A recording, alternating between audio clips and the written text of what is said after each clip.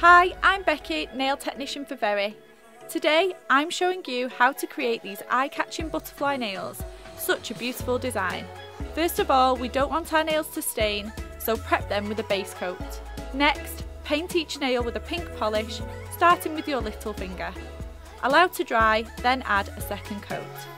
Using a striping brush for precision, outline each nail with black polish. Then, starting from the corner of the nail, add diagonal stripes. You don't need to worry if these aren't spaced out perfectly. Now we want to add the pattern for your butterfly wings. Use a detail brush to create the design, then fill it in. For the spots on the black wings, use a dotting tool and white polish. A handy tip: if you don't have a dotting tool, you can just use a hair grip.